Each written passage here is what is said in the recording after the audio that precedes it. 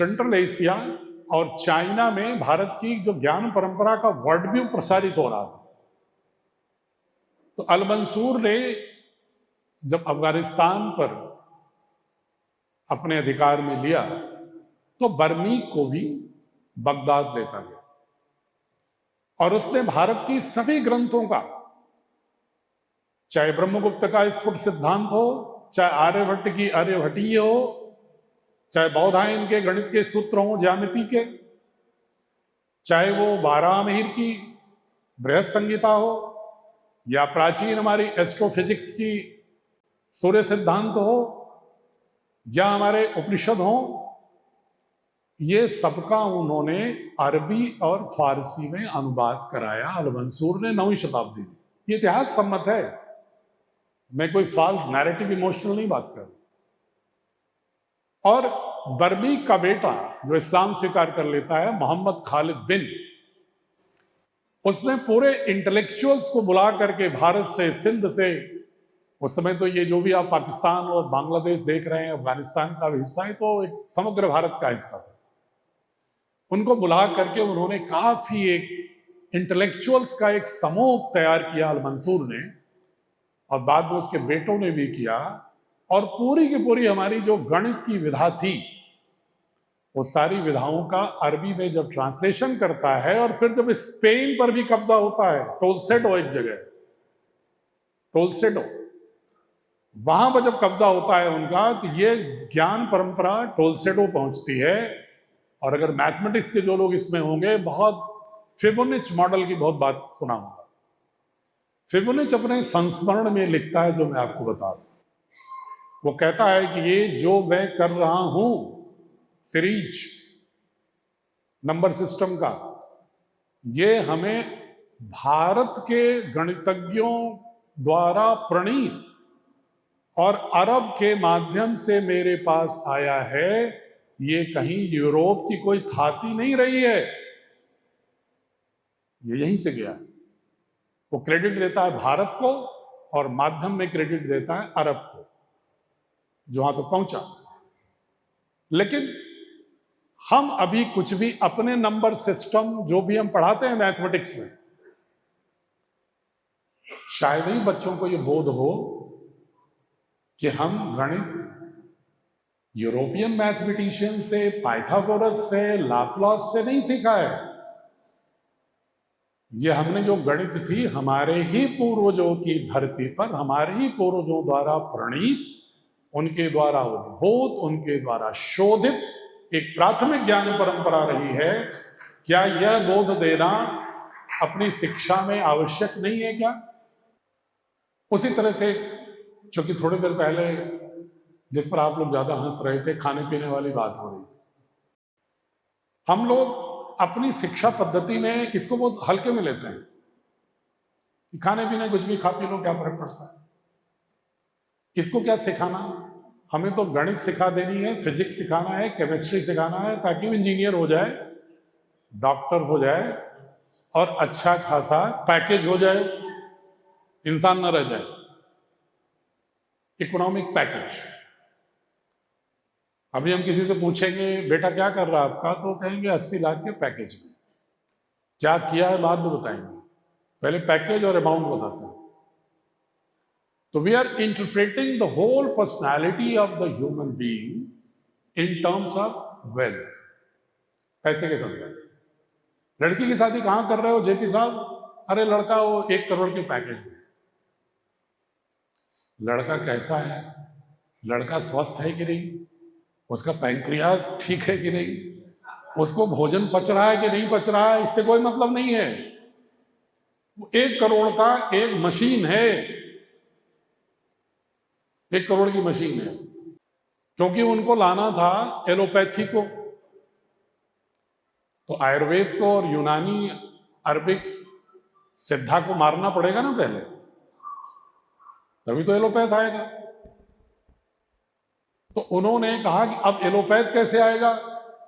अगर आप योग करते रहोगे, प्राणायाम करते रहोगे, या हमारे मुस्लिम भाई 5 बार नमाज पढ़ के नमाज के दौरान भी शरीर को आसनानुसार जो है अल्लाह से दुआ करते रहेंगे, तो हमेशा स्वस्थ रहेंगे। तो फिर दवाई नहीं चाहिए इनको, और दवा की जरूरत भी होगी तो आसपास की वनस्पतियों से काढ़ा वाढ़ा बना करके ठीक हो जाएंगे, तो हमारा बाजार कैसे चलेगा? तो उन्होंने कहा फिर तुम इसको कैसे शुरू करना है? बोले बच्चों की आदत खराब करो, पहले बाजार को स्थापित करना है तो बच्चों से शुरू करना होगा, और बच्चों से शुरू करना होगा तो कैसे शुरू करना होगा? शिक्षा व्यवस्था से शुरू करना होगा, और शिक्षा व्यवस्था से शुरू करना होगा तो उसके क्या क्या आधार है? Curriculum, syllabus, text book, pedagogy, assessment, school culture और एनवायरनमेंट। इन 6 पर तुम्हें हावी होना पड़ेगा, और इतनी खूबसूरती से हावी होना होगा कि पढ़ने वाले को पता ही ना चले। जैसे आजकल सीरियल में आप लोग, आजकल हमारी बहनें बेटियां तो कम यहां पर, लेकिन मैं देखता हूं सीरियल हमेशा देखती रहती है, थोड़ी सी भी खाली होती है।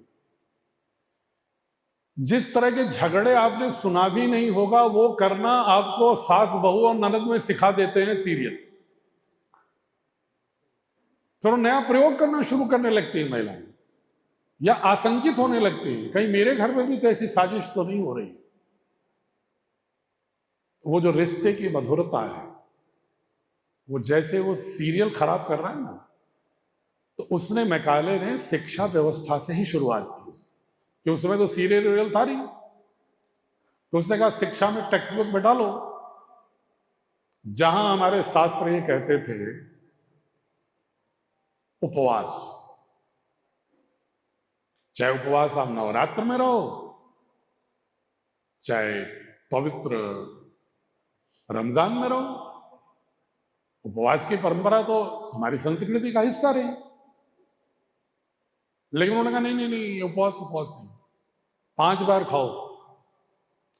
एक बार सुबह उठ के खाओ, बिस्किट चाय ले लो, इसके बाद फिर नाश्ता करो, ब्रेकफास्ट करो 9 बजे 9:30 बजे, फिर इसके बाद 11 बजे ऑफिस में फिर कुछ खाओ, इसके बाद फिर लंच करो, फिर 4 बजे स्नैक्स लो, फिर घर जाओ तो फिर पकौड़ी तमाशे करो, पिज्जा खाओ, और फिर रात में फिर भोजन करो। तो 5-6 टाइम्स भोजन। और ये आप देखिए सारे ऑफिस के कल्चर में मिलेगा आपको, फंक्शंस में मिलेगा, और शादी ब्याह में तो और तमाशा हो गया है कि पहले स्टार्टर फिर भोजन। वो स्टार्टर जो है उनका वेस्टर्न वालों का भोजन था, तो हमने उनका भोजन प्लस अपना भोजन दोनों जोड़ दिया। अच्छी बात है, बीमार होंगे, उनको तो फायदा है। ये फूड इंडस्ट्री और फार्मा इंडस्ट्री के बीच में एक अलिखित समझौता है कि फूड इंडस्ट्री कहती है कि हम तुम्हारे जीभ के स्वाद के अनुसार एडिक्टिव डाल डाल के फालतू चीजें खिलाएंगे, और तुम अस्वस्थ हो गए तो फार्मा कंपनियां तुमको खिलाएंगी दवा, और दवा में तुम्हें तिक्तता होगी जीभ में तो फिर और स्वादिष्ट खिलाएंगे, और ऐसा कुचक्र रचेंगे कि तुम्हारे शरीर को जिंदा भी रखेंगे, हम मरने में नहीं देंगे, वरना पैसा कौन देगा बाजार को। तो तुम जिंदा तो रहोगे 80-90 साल तक, लेकिन काम करने लायक किसी उम्र में नहीं रहो। थके हारे, परेशान, पेट दर्द, सर दर्द, एंजाइटी, डिस्ट्रेस, पड़े रहोगे। ये उसी शिक्षा व्यवस्था का हिस्सा है। आपको लग रहा होगा तो बड़ी गंभीर बात तो नहीं लग रही है, ये क्या कह रहे हैं चेयरमैन साहब? हमारे शास्त्र क्या कहते थे? एक भुक्तम सदा आरोग्यम, द्विभुक्तम बलवर्धनम, त्रिभुक्तम रोगकारकम, चतुर्भुक्तम मारकम। यह अष्टांग हृदय और चरक संहिता कहती है। एक बार भोजन करोगे स्वस्थ रहोगे, कभी रोगी नहीं बनोगे। 2 बार उसी को भोजन करना है जो बहुत ही बल से परिश्रम करता हो, मजदूर, किसान, जो बल से काम कर रहा है, योद्धा, उसको 2 बार। इसके बाद अगर 3 बार भोजन करते हो तो रोग को आमंत्रित कर लेते हो। तीसरी बार भोजन किया अगर आपने 24 घंटे में, तो रोग कोई न कोई जगह बना लेगा। और कहते हैं चतुर्भुक्तम मारकम, 4 बार भोजन कर लिया आपने तो आप कह रहे हैं कि हे यमराज, आपकी प्रतीक्षा में मेरी आंखें पथरा गई हैं, आइए शीघ्र मुझको ले चलिए। आप क्यों इतना विलंब कर रहे हैं? ये हमारे शास्त्र कहते थे। और वो कहते हैं कि मिनिमम 5 टाइम खाओ, और अब वही फिर पलट के कह रहे हैं। मैं उसको बता रहा हूं कि कैसे वो फिर कह रहे हैं। अब वो कह रहे हैं कि उपवास करने से व्यक्ति को कैंसर नहीं होता।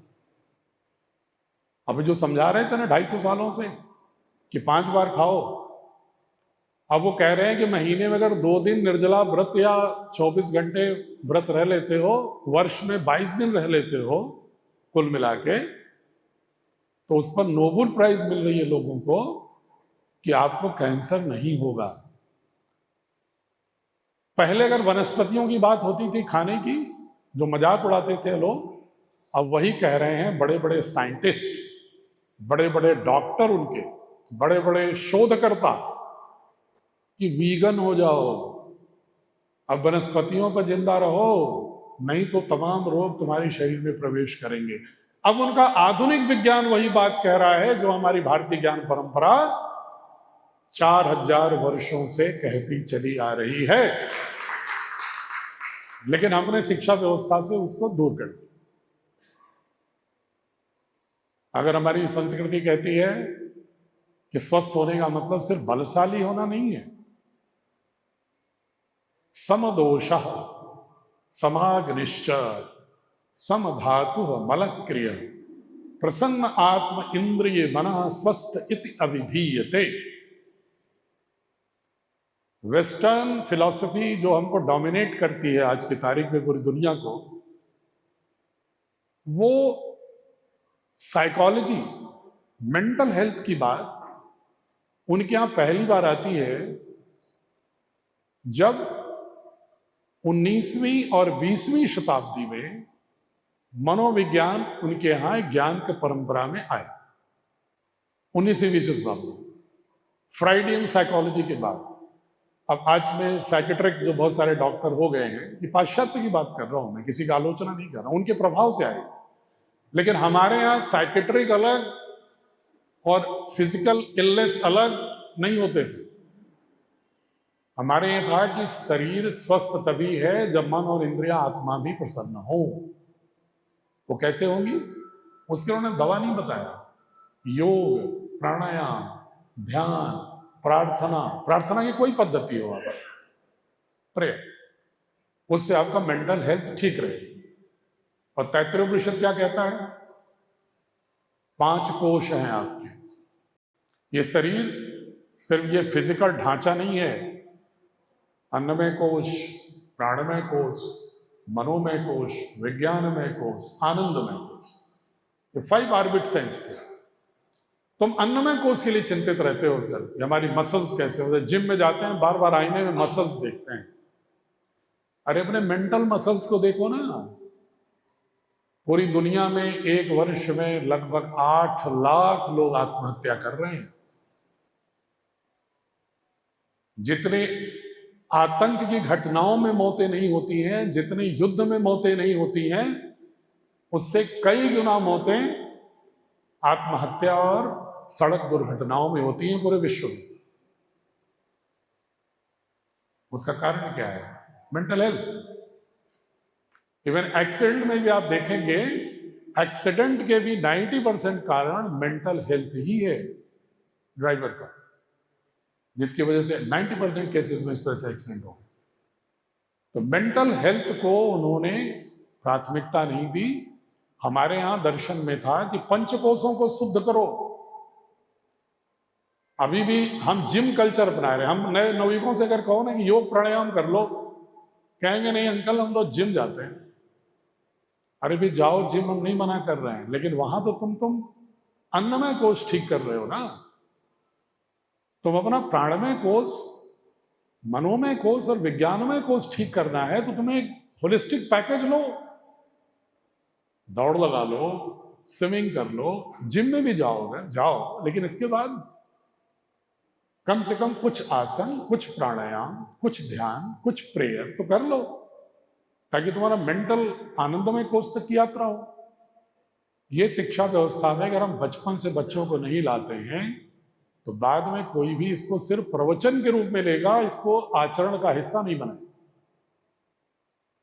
एक सवाल बहुत सारे लोग उठाते हैं कि सर आप भारतीय ज्ञान परंपरा की बात कर रहे हो, तो कौन सी ज्ञान परंपरा? कहीं एक पर्टिकुलर किसी एक दर्शन की बात तो नहीं कर रहे हैं, कहीं कोई पर्टिकुलर एजेंडे की बात तो नहीं कर रहे हैं। एक दिमाग में संशय आता है। हम उनको स्पष्ट करना चाह रहे हैं कि भारतीय शिक्षा बोर्ड की भारतीय ज्ञान परंपरा का अर्थ यह है कि 2025 से पहले तक और भारत की संस्कृति के उद्भव से लेकर ये 2025 तक की जितनी ऐतिहासिक यात्रा है, इस पूरी ऐतिहासिक यात्रा में भारत की सांस्कृतिक ऑर्गेनिज्म में, कल्चरल ऑर्गेनिज्म में, भारत की सांस्कृतिक घटक के निर्माण में जिन जिन विचारों का, जिन जिन व्यक्तित्वों का, जिन जिन महानायकों का, जिस जिस वैज्ञानिकों का, जिस जिस सोशल रिफॉर्मर्स का, जिस जिस वॉरियर्स का, दक्षिण से लेके उत्तर, पूर्व से लेके पश्चिम, ट्राइबल से लेकर के महाजनपदों तक जितने लोगों का जैसा योगदान है, जो राष्ट्र के निर्माण में, संस्कृति के निर्माण में जिसकी जितनी सहभागिता है, जिसकी जितना योगदान है, उसकी उतनी भागीदारी के रूप में हम ज्ञान परंपरा को पढ़ाएंगे। इसमें कोई खंड खंड नहीं,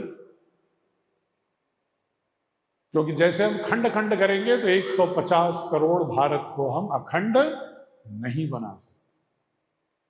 कोई चाहेगा आप में से कि भारत खंडित हो? सभी चाहेंगे ना कि 150 करोड़ लोग अगर भारत के एक साथ उठ खड़े होंगे, एक भाव से उठ खड़े होंगे, भारत को अपनी आत्मा और अपने आचरण का अंश बना लेंगे और पारस्परिक विवादों को लोकतांत्रिक ढंग से आपस में हल कर लेंगे, आक्रामकता को नहीं अपनाएंगे और हम पिछलग्गु उपभोक्ता नहीं होंगे, बल्कि इस युग के अनुरूप जीवन जीने के लिए, 21वीं सदी के जीवन कौशल के लिए जिस ज्ञान के सृजन की आवश्यकता है, उस नॉलेज क्रिएशन में हम अग्रणी नेतृत्व प्रदान करेंगे। ये जब तक भाव नहीं होगा, तब तक हम शिक्षा का उद्देश्य पूरा नहीं कर सकते। हम तो आपस में ही लड़ रहे हैं। आप मुझे बताओ कि एक भी संस्कृति, एक भी फिलॉसफी ये घृणा की बात करती है क्या? हम अगर भारत की सबसे प्राचीनतम संस्कृति जो सनातन है उसकी बात करें तो उसमें घृणा का तो कोई स्थान ही नहीं है। उसमें तो किसी मनुष्य को पराया समझने का भाव ही नहीं है। मनुष्य ही नहीं, बल्कि जीव जंतुओं, पर्वतों, प्राकृतिक घटकों, नक्षत्रों, निहारिकाओं, पूरे अंतरिक्ष, पूरे के पूरे ब्रह्मांड को भी अदर सोचने की कल्पना नहीं है। मी एंड अदर का कॉन्सेप्ट ही नहीं वहां।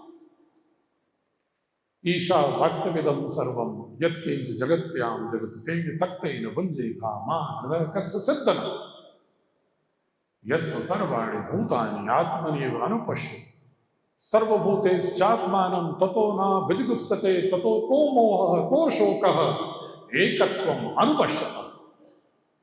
ये है सनातन की संस्कृति। हम नदियों को मां कहते हैं, हम आकाश को पिता कहते हैं, माता भूमि पुत्रो हम पृथिव्या। जब हम प्राकृतिक घटकों को मातृत्व देखते हैं, पितृत्व देख रहे हैं, उनमें अपनत्व देख रहे हैं, अपने समानता देख रहे हैं, उसमें एकांतिक संबंध देख रहे हैं, उनके प्रति कृतज्ञता का भाव देख रहे हैं, तो मनुष्य के बीच में जाति और पंथों के रूप में घृणा का स्थान सनातन में कहां है? जो रखते हैं इसका मतलब आत्ममंथन करें कि क्या वो सनातनी है क्या, या सिर्फ नारा लगाते हैं। अगर आप सनातनी हैं तो आपको सनातन की मूल दृष्टि समझना, और उस वही दृष्टि थी जो वर्ल्ड व्यू थी, विश्व की दृष्टि थी, भारत की इसलिए मान्यता थी पूरी दुनिया में। साउथ चाइना भी बुद्धिज्म को स्वीकार करता था, पूरी साउथ एशिया बुद्ध के आत्मदीपोद्भव का पालन करती थी। लेकिन वो वर्ल्ड व्यू 11वीं शताब्दी के बाद हम इस लायक नहीं रहे, जब हम अपने आचरण में नहीं उतारे तो बाकी किसी को क्या हम उपदेश देंगे शिक्षा में। और मित्रों, जब भी हम तनाव में गुजरते हैं, सामाजिक तनाव को पैदा करते हैं, घृणा को स्थान देते हैं, हम आविष्कारक नहीं हो सकते, क्योंकि फिर हमारा हृदय का दायरा घटता है, संकुचित होता है। आप आविष्कार करना, शोध करना, नवोन्मेष करना, न्यू इनोवेशंस, इन्वेस्टिगेशंस आप तभी कर सकते हैं जब आप तमाम इन छोटी छोटी हरकतों से मुक्त हों।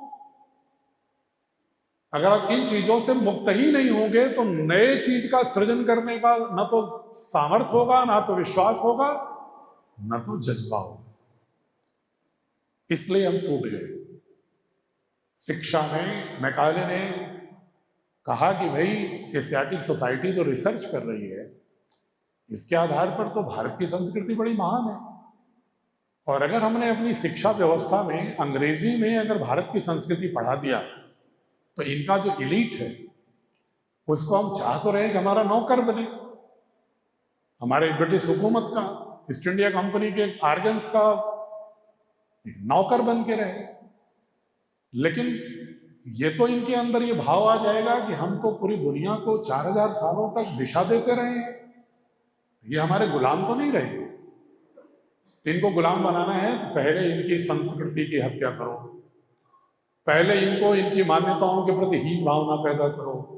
जितने भी भारत में पंथ हैं, जितने भी विश्वास पद्धतियां हैं, उनको हीनतर घोषित करो, और क्रिश्चियन कॉलोनलिज्म, यूरोपियन कॉलोनलिज्म को डॉक्ट्रिन ऑफ डिस्कवरी के तहत पपल बुल जारी करके, राजाज्ञा जारी करके कैथोलिक चर्च ने 15वीं शताब्दी में पुर्तगाल से कहा, स्पेन से कहा कि जाओ पूरी दुनिया की टेरिटरी पर कब्जा करो और तुम्हारे बिजनेस करके अपने व्यापार को बढ़ाओ, वहां की संपदाओं को, भौतिक संपदाओं को लूट करके दूसरे देशों के मिनरल ला करके और बड़े बड़े अट्टालिकाएं और महल खड़ा करो लंदन, पेरिस की सड़कों पर। ये उन्होंने पपल बुल जारी किया, राजाज्ञा। उस समय कैथोलिक चर्च राज कर रहा था, 4वीं शताब्दी से लेकर के 16वीं शताब्दी।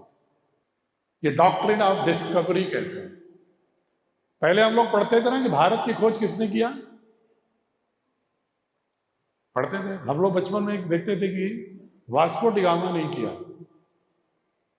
ये भारत जो पूरा इतिहास के लोग मानते हैं कि सबसे प्राचीनतम देश रहा है, उसको वास्को डी गामा ढूंढ रहा है 1499।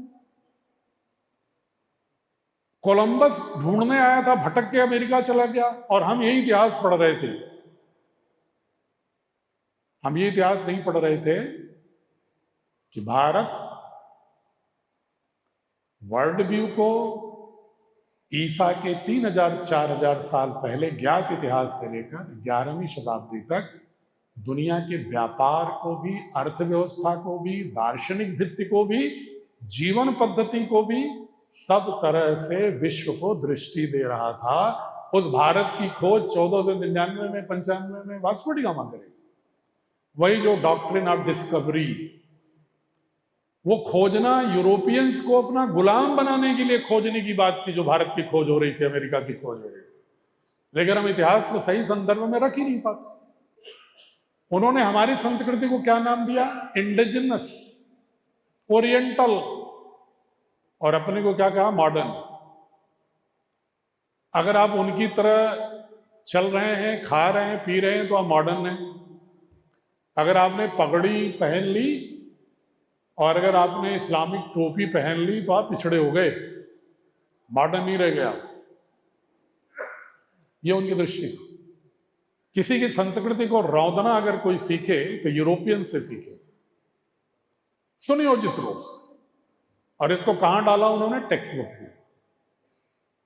3 फॉल्ट लाइन बहुत मेजर क्रिएट किया जेपी भाई। पहला उन्होंने क्रिएट किया रेसिज्म, क्योंकि उनके यहां रेसिज्म चल रहा था ना, उनके यहां सब कुछ रेस आधारित चल रहा था कॉन्सेप्ट। तो उन्होंने कहा कि भारत को अगर लड़ाना है तो रेस, प्रजातियों को लड़ाओ। उन्होंने बहुत शोध कराई। एक शोध बड़ा इंटरेस्टिंग है। रिसले साहब का नाम किसी ने सुना? रिसले साहब एंथ्रोपोलॉजी का जो क्लासिफिकेशन किया है कि भारत में कितने तरह के ह्यूमन स्पेसीज हैं। आधार क्या है? माथा कैसा है, नाक कैसी है, आंख कैसी है, ठोड़ी कैसी है, भुजाएं कैसी हैं, लंबाई कैसी है, रंग कैसा है, ये आधार है। जीनोम सीक्वेंसिंग नहीं, कोई साइंटिफिक आधार नहीं, जो दिख रहा है चेहरा।